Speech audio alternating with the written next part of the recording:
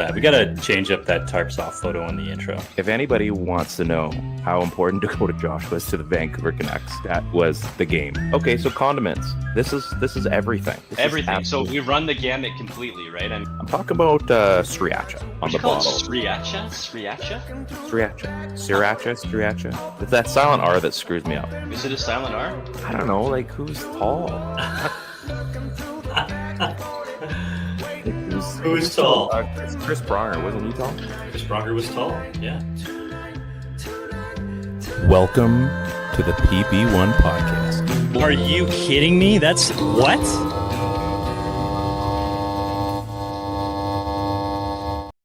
Seven.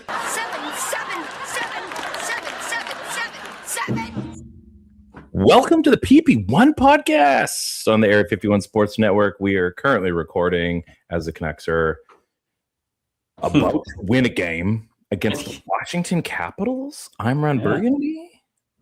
Welcome to the show. You can come check us out on YouTube, Facebook. That's where we'll be. The Twitter account for Area 51 Sports Network. And you know, if you like us, great. And if not, I mean, we're not for everybody. So Not for everyone. We're not for everyone. So you know what? Jesse Roper is also our intro song. Big fan of the show.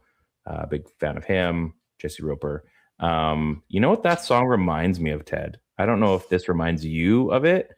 Like, what does that song remind you of? It reminds me of that Oasis song. Wonderwall. That's it. That's one. No, yeah. How you doing, buddy? Yeah. It's been a minute.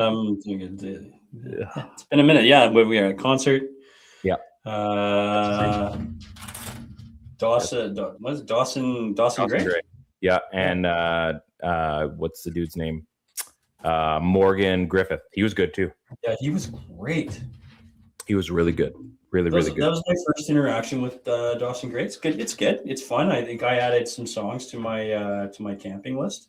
Yeah, I didn't know a single song. So it's for me, the patio vibes list is what I call it. Ooh, but I was actually really, I'll share it with you. I was actually really impressed with Mason Morgan Griffiths. He was great. He was great. Yeah, do you ever feel like sometimes you hear a guy and like the main guy is like good, but like you kind of hear the other and you're like, I wonder if that guy might end up being like the guy. I mean, hey, he's got a million downloads on his one big song that made it, right? Bourbon, yeah, worth checking out. Yeah. Dawson Gray though, good performer. That was fun, man. I mean, shout out to buddy Luke. He wasn't able to make it. I chatted with him today on that. We're gonna get Luke on the show here at some point here. I can't believe he hasn't been on already. I know. We keep talking about it. He's got such a busy life. So 3 kids he's in charge of. So that can't be easy when it's just you. And he's an Oilers fan. So he's got some interesting takes. I'm not going to lie. If you saw our text conversations, some of them you would just shake your head. And I mean, we're pretty realistic about what our team is and what other teams are.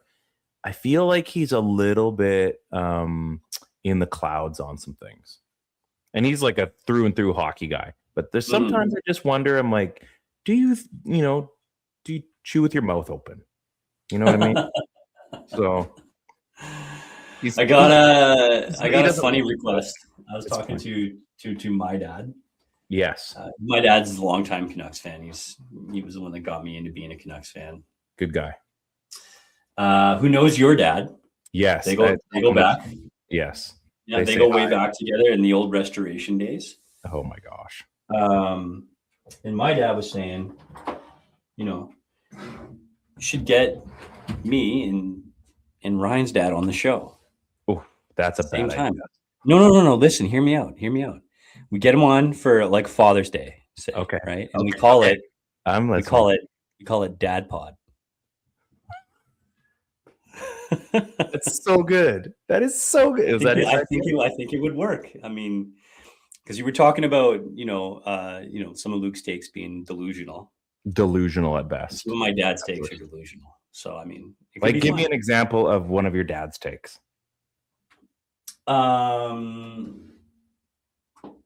Yeah, Like, it's why do the Canucks have to trade away all their good players? How are they supposed to? Okay, that kind of. How are they supposed to get better if they trade away all their best players? Like, well, Dad, the best players haven't done anything. That's true. He's like, yeah, but what are they now? It's going to be 5 more years till they're good again. That's the point. I'm like, Dad, it's been 15 years and they're still not good. What do we do? Yeah. So I've been almost home Dad for pod. that one. Dad pod. I think I could make that happen. It would be a stretch because it's so funny because my dad is so personable. Like he is he's a people person like me, knows everyone, right? Clearly. And yet at the same Are you talking about my dad? No, your dad too, yeah. He knows a ton of people too.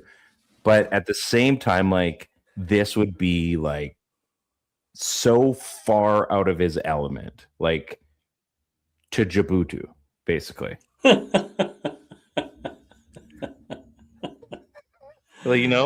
fucking Djibouti. Yeah, basically the same. But I'm up for it. I think that would be super interesting, and I mean, Dad's got some good takes. I'll give that to him. So I'll give you that. I'm up for that. There could be something there. There might be. It may be a complete flop, but at the same time, who cares? This is our show. We can do it. I think at the very least, it might warrant a T-shirt, a PP1 Podcast T-shirt, where it says Dad Pod. Yeah. I mean, is there a podcast called Dad Pod? There has probably. to be. There has to be. There has to be. I don't know. I like it. I like where you're coming from. That's a good idea. That's a good idea. That's a good idea. So we went to the concert. That was a good time. Met Dawson Gray after. That was kind of fun. Oh, yeah. How was it? You were fanboying out there for a little bit? I wasn't really. I mean, we gave him some stuff. So I was like kind of obligated to do the whole thing. So he's been busy. He released a new single that Chevy Back? When We Die song. Oh, right. That was a good song too. So that's released. So he's having a busy week. We were in the front row. I feel like we were talking about some. Oh yeah, was it football? Were we talking about football at the Dawson Gray concert? Like before the concert, I think. So you were busy on the weekend. You didn't really follow any of the football. I got this stupid. Oh yeah. I had the shoot. That's right, and we are going to get into that. No. No. I haven't even seen pictures yet. We'll see. We will see. I got the official invite. So the 31st. Oh, you did? Oh, good. I told you it was coming, right? January 31st, I will be said, I'm not shaving any of my chest, shoulder, back, or facial hair. She goes, no, we want all the hair. Yeah. So I will be a model. As of January the 31st. It's going to be a good time. I'm a hot mess, so I can't wait. It's going to be good. Maybe you'll get invited. Maybe you'll get to come back. Mm-hmm. So there's that. But we were talking about football. Obviously, Super Bowl's coming up. We'll see if I get to go to the party this year. I really hope so, but I'm not quite sure. Depends on my child if she qualifies for long track nationals. And if she does, I mean, I want her to go. That'd be a great time. At the same time, if it doesn't happen, Super Bowl would be a good time too. So, football this past weekend was an absolute gong show. Just a second, late breaking news, folks. Your Vancouver Canucks, because they're still yours, and I mean the Royal Your, have just beat the Washington Capitals on home ice in the skate jerseys. All is fixed. Everything's done. Kevin Lankinen, Philip Hronik scored today. Brock Besser scored today. Drew O'Connor scored today, and I missed the fourth goal. Doesn't really matter. The Canucks beat the juggernaut Washington Capitals. Everything's fixed. We don't even need to do the show because it speaks for itself. Basically nailed it. This team broke the streak. They had 11. Maybe we'll push football off. They had an 11-game losing streak, and they just broke it after an epic. Did you watch this clip? Did you watch the Adam Foote presser? No. What? No, I it's on the list along with along with our Prime Minister's speech. Okay, well, that one can wait. Yeah. Let me, anyway, Adam Foote. I'm going to see if I can find it. I'm trying to find it. Adam Foote. What? Yeah, we'll dissect it. Adam, but this is how podcasting work. Adam Foote presser. That's a weird photo. So this is happening live. This is how we do it. This is how we do it. This is, if anybody has had a podcast, you know how this goes. I'm trying to find it. Bear with me here. There's a April O'Neil on something. That's weird. Basically gets into some stuff, right? He gets into the fact that clearly the team has not been playing well, hence why they're getting rid of everybody. They had just gotten rid of Kiefer Sherwood, right? Mm-hmm. 2 seconds. 2 second round draft picks. 2 second, this year's and a next year's. And basically just, he's kind of called out the culture that's been going on for, how long has it been going for? At least since Taka was here, right? Mm-hmm. So he kind of called it out. I'm trying to find it on Sportsnet here. A lot of Boba chat. Oh, it'd be at Sportsnet at 650. He kind of called out the team for basically the whining and the, all the garbage that basically being little bitches. Basically, yeah. Yeah. So he kind of called that out and said how this culture has been around the team even before they got here and when they were watching the team, and how it needs to stop. And he says it's still there and we're trying to get it out, but this needs to stop, and that's the only way they're going to fix what's going on. What's the date today? 20th. And I'm almost finding.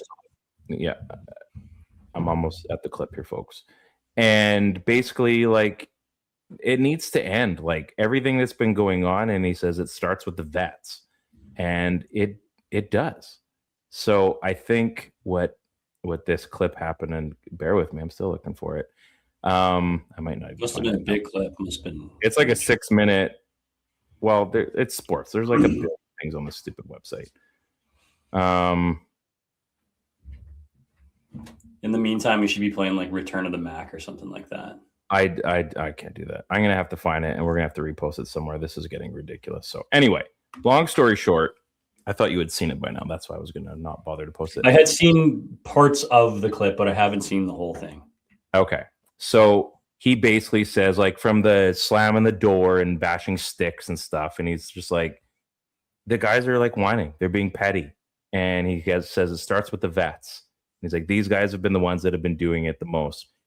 And he just got real. Like, basically, like, this culture, he says, the 10 games before they took the job, they were watching him and Talkett, and they were watching this happen. And he's like, it was still there, and it, they tried changing it and they were able to get some guys out, but that it's still happening. So, they talked to Myers and I think Besser today about it or something, and they don't want to address it. They're aware of what was said, but at the same time, like, it's bang on. Like, this culture that everybody knows about, how bad it's been, from Bo versus JT versus PD, and everything in between, that it's just like, and I mean, this starts at the top with an owner that is meddling with, multiple regimes that just haven't been able to really get anything done and haven't been able to solidify, like, okay, what's a true start over? Like, the retooling, the rebuilding on the fly,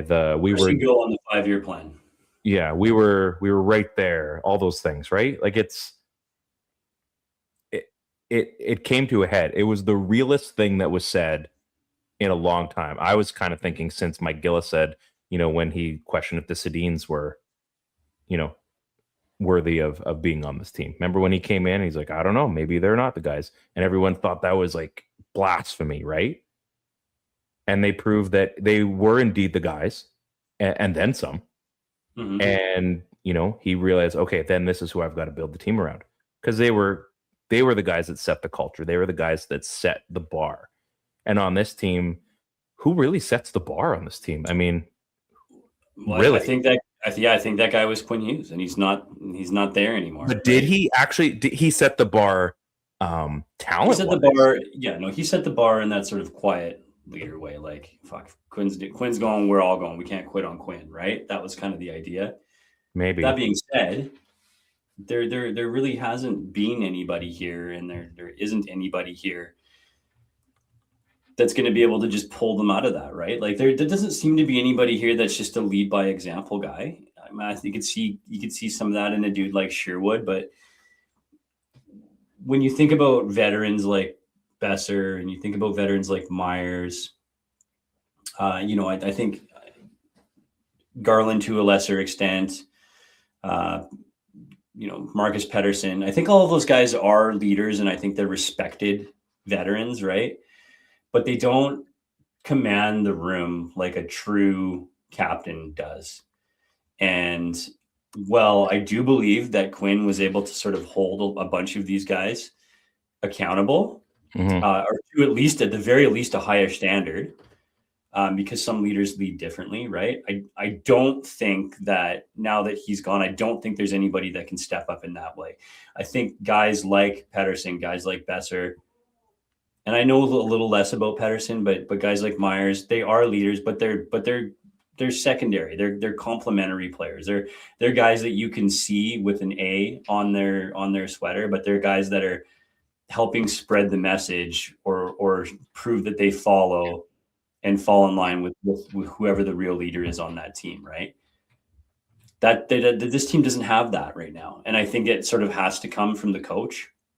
I think that's why Foot's stepping up and saying what he's saying, right? Because he has to. Someone has to, right?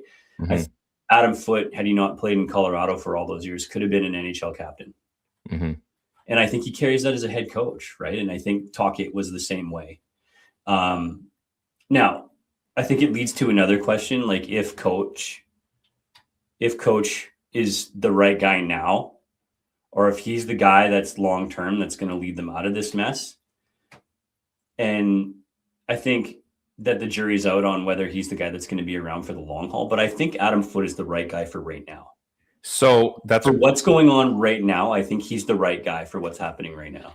I would say, and it's crazy to think this, I would say that until this press conference happened, the post game, I kind of thought that it might be a one and done as a head coach. I mean, let's be honest, this season has been a mess. It's been a mess. There's been so many things. But then, and again, I'm also going back on his time in Kelowna. It was a mess. He wasn't a good coach. And his whole point was to build it up so he could go to the NHL. And he made no bones about it. That was on his way back up to the NHL. And he gets basically let go or left or whatever that looks like. And then he came here with Tocchet, and I mean, what an all-star cast of coaches. But now he's the guy, and however this has happened this year, it's been crazy. Until that presser 2 nights ago, I really thought that it was like, you know what? Maybe just everything isn't working this year. And then he came out and said what he said. I found the clip. It's like 6 minutes long, so that's up to you if you want me to play it on the show, but it's long. He just said, he said the realest thing that all of us actually have been waiting to hear from someone inside the room, not from management where they're towing the company line and giving the answer that sometimes maybe is a little realer than we were expecting. He came in and just basically said, listen, this is crap. You guys need to knock it off. You're adults. You guys, right? And all of a sudden it said, and I'm like, okay, yeah, I can stand behind that. And we've said this a million times. Tell us the truth. And we don't know, we only know what we can see, right? So exactly. we're just seeing this. It's probably now, this message is probably being delivered for the last little while here. And it's kind of probably got to the point, it's just, what the fuck's going on with you guys? Yeah. And now we're at the point where it's, okay, now I'm so frustrated externally. Mm-hmm.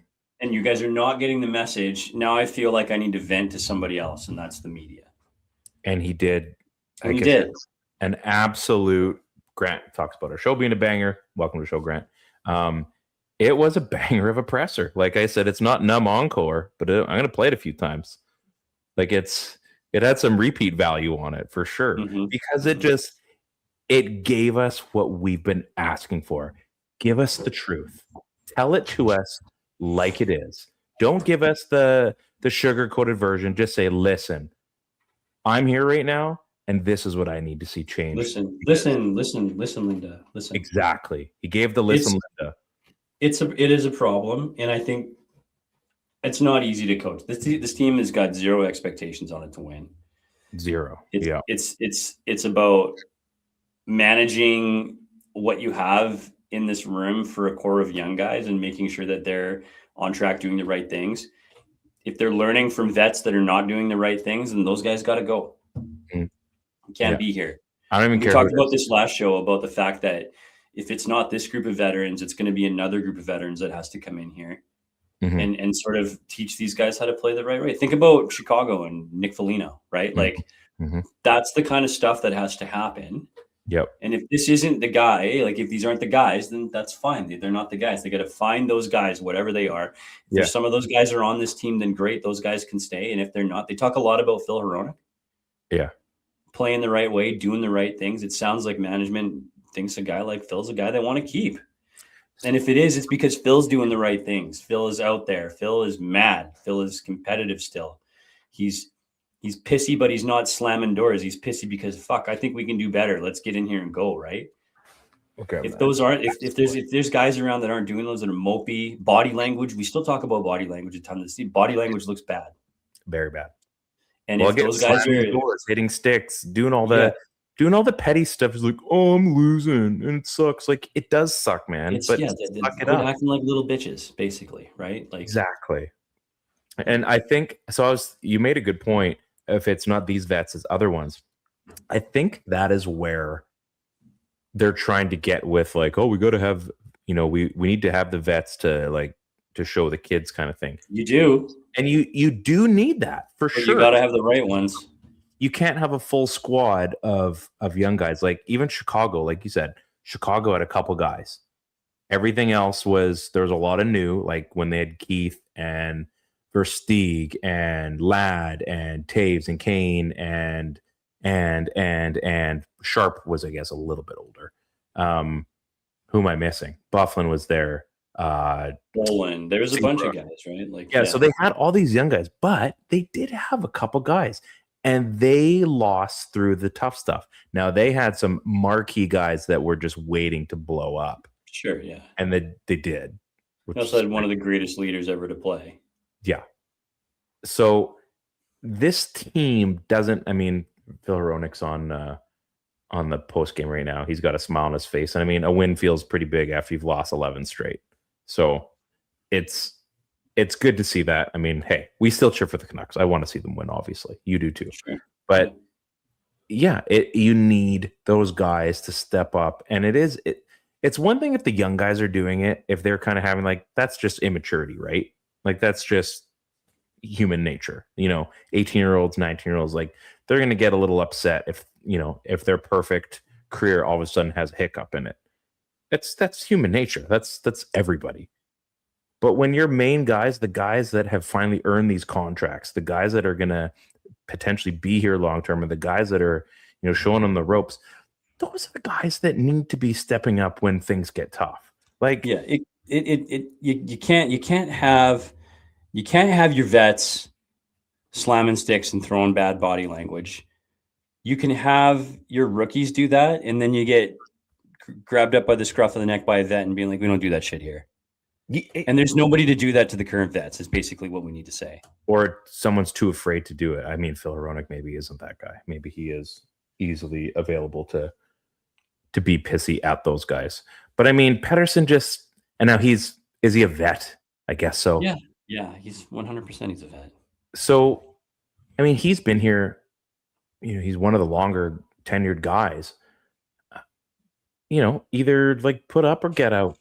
It's now at the point where there's been enough. I mean, geez, there's a ton of trade talk. It sounds like they're going to ask him to waive, or maybe they have already. Fucking trade them all. Just show us the next part. I'm ready to move on to the next core, whatever that core is. So they did get something right. They did get something right. And which, again, this has been a weird week and a bit. Since we podcasted last, like, things have been different. So we've questioned, like, is this the right management group? You know, are these the ones to lead it? And then they go and they trade Kiefer Sherwood for 2 seconds and a prospect. Yeah.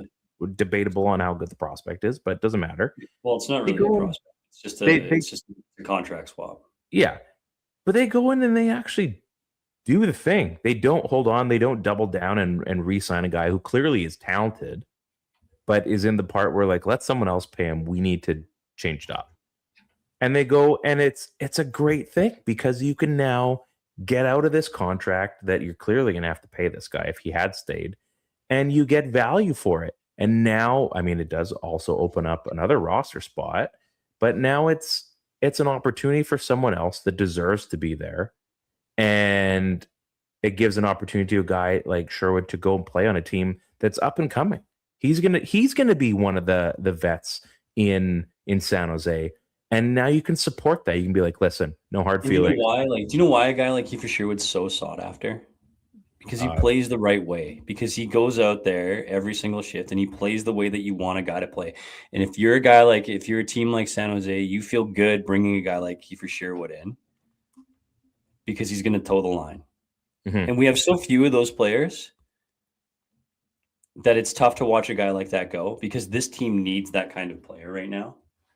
But we also need those second-round draft picks. Yep. And it's if it is a rebuild, and so far it's the baby steps, it's the first stage of this happening. Yeah, it's gonna hurt. It's gonna be tough to watch Canucks hockey, but if you put guys in there that are trying hard, eventually the talent is going to figure itself out. You're going to get guys that are talented. It's inevitable. This right? four picks in the top 50. It's nuts. It's crazy. It is crazy. Like they just need to start hitting on some of these guys, right? Mm-hmm. Teddy Bluger's back. They're interviewing him right now. That's good to see. There's another second round draft pick. Mm-hmm. Maybe not a second, but could be second or third. Yeah. I mean, you probably want if he can showcase the next little bit as a quality, shutdown center. Those guys are handy in the playoffs. He's already proven that he can play that role. I'm sure that's valuable to somebody in a playoff run. Yep. I'm sure Las Vegas would love to have Teddy Bluger back. There's some opportunity there. The odorous. This is where you can make a name for yourself, and the Canucks can go and they can have a ton of draft picks. They can also move some of them for guys that are maybe ready to make their first big step, right? Like, you don't have to use all these picks. You can use them as capital for other things, as they've done so many times. But, like, it's an opportunity. You can actually make your team better because now you have currency to work with. Another guy, I mean, who knows on this guy? Thatcher Demko is now injured again. Could be shut down for the season. There was rumors of that. A different surgery this time. Here we go again. We knew it. We've known it. It happened. Where is Demko now in career? Like, is this contract just gonna be a wash now? Like, are they gonna buy him out? No, I don't think you do that. I think you just keep him on the contract and you let him play when he plays. Or try to trade him. He works his way back, or if anybody offers you anything that's worth significant value. What do you think he's worth? Probably not very much right now. Couldn't see anybody taking a shot at him for anything significant. And I think probably that has something to do with the salary cap. But this room is going to have space, so you might as well keep it Thatcher Demko. Because if he figures it out and he gets healthy, he's going to be a player you want on your roster. Think about all the time that was spent with Rick DiPietro. Mm-hmm. All right. I mean, Mikey DiPietro. No, Rick DiPietro. I'm talking about the Islanders. How much time did you spend with Rick DiPietro? Think about all the time that was spent on Rick DiPietro, though. So he got hurt. Prior to getting hurt, he was an all-star. Yep. So there's nothing other to do than keep him on your roster. He doesn't count against the cap when he's hurt. If he figures it out and he comes back into your roster, He has the ability to be a guy that steals games for you. Okay. And if somehow it works out and he stays and he can play a couple seasons, then that's fantastic. If not, it was still the best thing that you could do to just sign him to your team to an affordable contract. So you're just saying you control him. Yeah, you control him. This team is not in a position where they need to be worried about who's starting for this team to hurt playoff chances. Okay.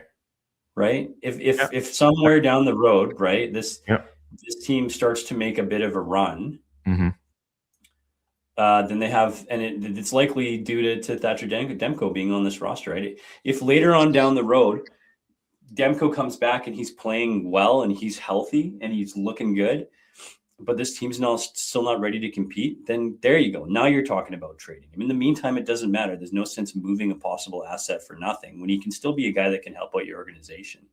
Okay. So there's been people talking about this being a bad signing. I disagree. It hasn't worked out to this point, but it's still the right play. Interesting. See, if you go in, let's dial it back, and let's dial it back to before the signing. What were we talking about back then? Were we saying that you should still do the same thing and sign him, or were we saying? I was. Were you? Yeah, I was like full off season. Let him get healthy.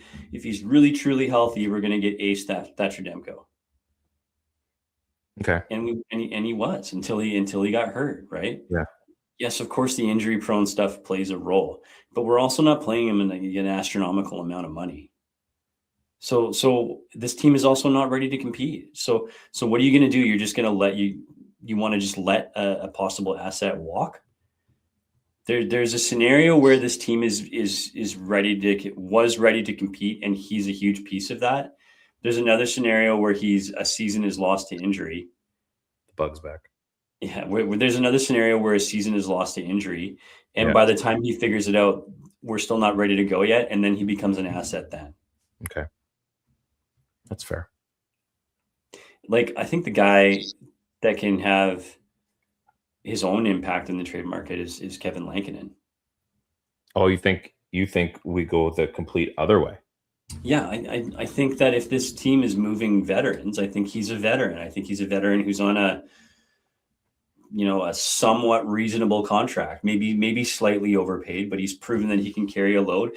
If a team heading down the stretch has a solid tandem instead of a starter, but it's a tandem guy that you can put in and get another win.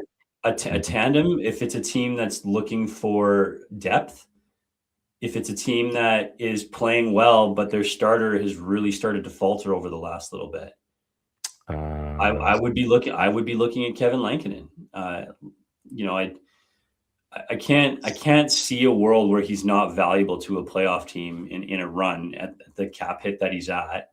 He can still be fit in. I think that goaltenders, as we know, are volatile, and they're probably not ever worth exactly what they're worth in the market. Yeah, but that's another guy that I think is valuable. And if this team wants to run with prospect goaltenders for the next little bit, then I think they're fine to do that while this team learns, right? I mean, there's nothing saying they can't in the offseason bring a veteran in, similar to how they brought in Kevin Lankinen. Think about how late it was when we signed Kevin Lankinen and who was available by the time he made this team. There's nothing saying that can't happen again. So I'm just looking at where Kiefer Sherwood just went. Sure. What do you think? I mean, can they actually even offer something at this point? Well, I don't really know their cap situation. I know that they've got just under $8 million in cap space. Sure. And from a roster perspective, they've got to free up some roster spots. So just like Vancouver, when we start to get everybody healthy back, we're going to have to start sending people on waivers who are on one-way contracts, and then they become subject to being claimed, right? So how's John Klingberg doing?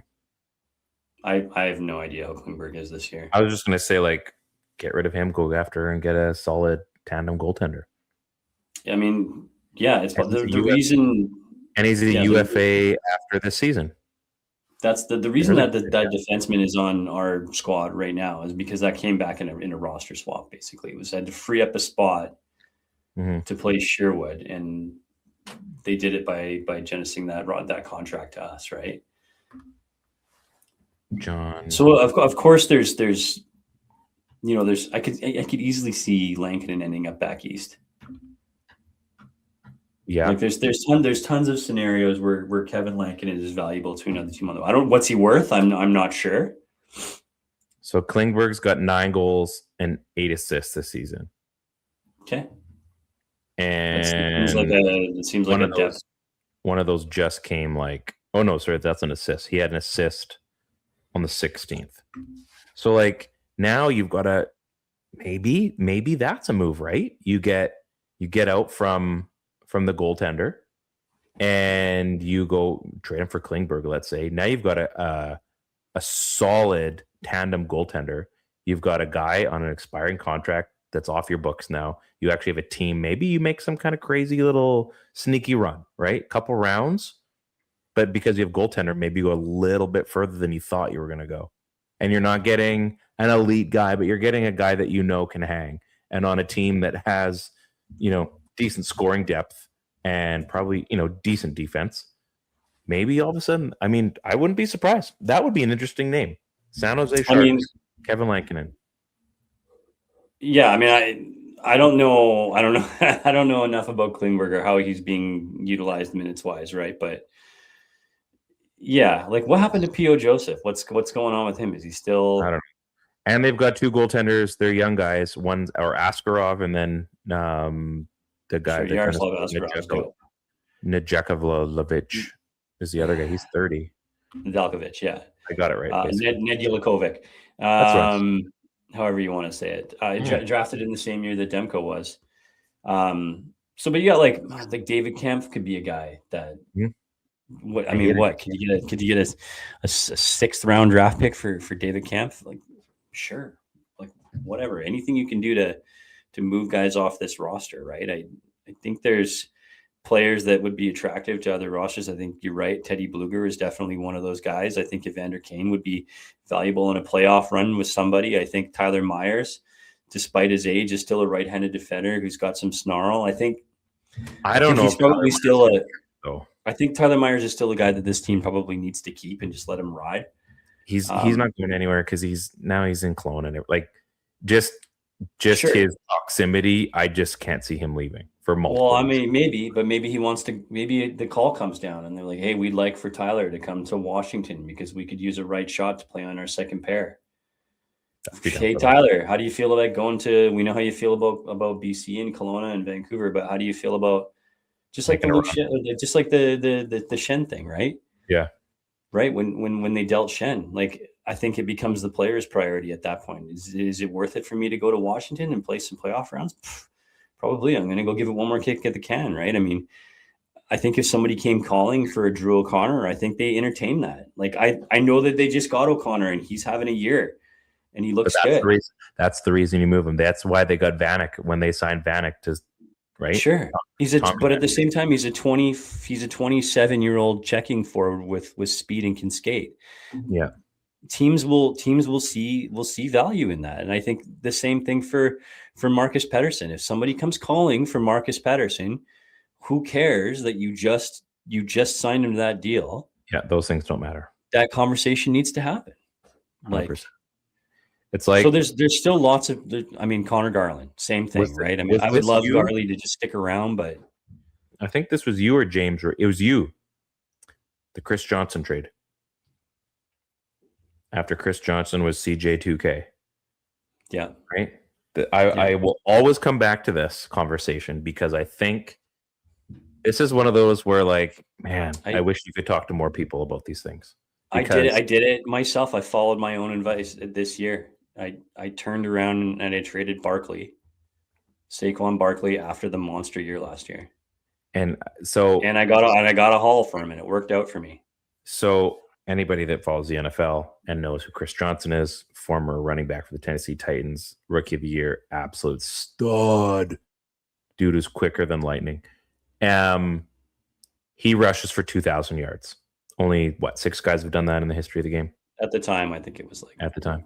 Yeah. And Walt Lewis, AP, CJ. I can't even remember who else. Barry Sanders. Was it Earl Campbell? No, it was fucking Marshall Falk. No, it wasn't Marshall Falk. Anyways, I digress. Anyway, LeSean McCoy. I'm just kidding. Anyway, rushes for 2,000 yards. I've got him on my fantasy team. Big fan of Chris Johnson. Have his jersey, the whole 9 yards, right? A guy in our league, massive Titans fan. Massive. Through and through, Houston Oilers, everything. Getting close to the draft. Ted calls me up. He goes, Rye, I think you should trade Chris Johnson. You all know me by now. Ted, you're crazy. What are you even talking about? He's the best player on my team. And then he proceeds to tell me, Ryan, when will you ever have more value for Chris Johnson than right now? He goes, when would be the best time to trade Henrik Sedin in fantasy? I think Henrik was just coming off the MVP as well. I'm like, yeah, right now would make sense. He goes, you have a guy in our league that loves him some Chris Johnson. You can trade him for a king's ransom, and he would be the guy that would do it. So it took me like a couple hours, probably a day, to like understand what was going on. And I realized, yeah, I can still like the player. I can still like everything he's done, but I'm in it to win it. And so I made the trade. And I traded him for like 4 players, I think 2 or 3 draft picks. Like, it was an absolute haul. And I did it because I wanted to win. Because I saw that there was immense value in one thing, and I knew there was someone that would pay for it. And we both win. He got a guy that worked and didn't quite pan out as well as people would have liked after the fact, but did pretty well. Yeah, and that's not anybody's fault but your own that you drafted Beanie Wells and Bishop Sankey. Actually, I traded for Beanie Wells after. That's funny. Bishop Sankey came later on. I think I drafted him too. You have to make, if you're serious. Now we're talking about fantasy football. It was a $40 buy-in. Like, nobody's living and dying on this stuff. But it's about a championship, right? If you want to win a championship, you have to be shrewd about all of the moves you make. From when the times are tough. What the heck? I think my cat's going to the bathroom. Can you hear that? Like 2 rooms away is like in a litter box. This is ridiculous. Just dying. Yeah, I don't know. Just not hear the scraping. Like, you have to make shrewd moves when the times are tough and when the times are good. And right now, you have to move away from the pieces of value to get you future value, to get you to a point where everything is eventually going to come, in a crescendo. Is that the right word? I don't even know. Sure. I mean, it is a word that would fit. Let's use it. Everything comes together at the same time, and then that is when that team is ready to compete. Right now, they're not. So you start trading away the guys. You start finding people that need this kind of value, so you can get things they don't need right now, like draft picks or guys that are prospects that they're not ready for players that will work for you right now or very close to right now. And the Canucks are in that spot. So go out and trade yourself an Elias Pettersson. Go trade Drew O'Connor. Go trade Marcus Pettersson. Kevin Lankinen, like Ted said. Go make that move. We can wait it out. We can. We're grown-ups. We've waited out 15 years. What's a couple more? Our feelings are done being hurt. We're all grown-ups now. Let's do this properly. But don't forget I know. You know what? And the owner is the wild card, because we can have all these things and he can still be like, no, I still need my toys. I need butts in the seats. You're going to get butts in the seats. That's how this works. That's how this works. You can still have butts in the seats, but you got to show everybody that you're willing to change this over, because we don't want to watch a product that's fake. That's just an illusion of being good. Yeah, that's all it is. That's what it was 2 years ago. We were all fooled. I was fooled. I've said this multiple times. We were all fooled on what that team was. Man, surprising, unrelated. Do you know that Marcus Pettersson is 6'5", but also only weighs 174 pounds? That's impossible. You're lying. No, yeah, it's wild. I'm 6 feet and I'm 2 something. I don't even know. Yeah. So I could body this guy on weight. I outweigh Marcus Pedersen by like 30 pounds. I'm impressed. Oh, please. I've been. Will she get me these pictures in time? Folks, is there a chance we could see Ted's photo shoot pictures tonight? I don't think so. It's not going to happen. We're gonna call it early this week because the Canucks won. Let's celebrate that. It's basically the Stanley Cup, one win these days. Something like that. It's kind of like Wonderwall. Grant, thanks for coming out. Appreciate you coming out, buddy. Things are going well. I will not be there this weekend. It's not a meet that we're going to be showing up for because everybody's finally back from all the other places of Canada. So we got to take a break this weekend. So I won't get to see you in person, which sucks because that'd be a good hang. I wish it was better. Ted, you and I, we got nothing going on this week. I thought maybe we had I think we got curling, I think. We got curling. Oh man, we didn't talk about confirmation. I got a confirmation for the Super Bowl party. Okay. Well, like I said, you got confirmation. If I'm in town, I will be there. You got my word. Scouts honor. And I never went to Scouts, but I would Scouts honor. I feel like there's something else, but I'm gonna miss it. Any big plans going on future? Nothing? Anything going on? Just I don't think so. I don't think so. Okay. Well, speaking of, we had a big win. Hey, against the Broom Buddies. Aw. That seems like a very aggressive curling team name. Oh, yeah. Who do we play this week? Sweeping Beauties? We beat them last time. I think we played the Sweeping Beauties, yeah. We beat them last time, and they were bitter. They were so mad that we beat them. We literally snuck out a win, and they've dummied like every other team. Mm-hmm. I guess that means we're good. So they got pink hoodies. Good enough. So anyway, good times. We appreciate this. Always fun to hang with all of you guys. Go check out Area 51 Sports Network, all the different shows. There's soccer shows and hockey shows and other things. Go check them all out. Obviously, keep checking us out. Follow us on all the different socials, and come back next week because I'm sure we'll have lots to talk about. Yeah, go check out Set 121 Swimwear if you're looking for some shorts. I forgot to say that. Set121.com, men's swimwear, and mlgngolf.com. Don't forget us either. First, we had our first Quebec order today. Oh, cool. Pretty cool. Don't even know the people. This is great. So set121.com, mlgngolf.com. Support local, support your friends. PP1 Podcast on the Area 51 Sports Network. Go Canucks, go. They won. They beat the Washington Capitals 4-3. Peace.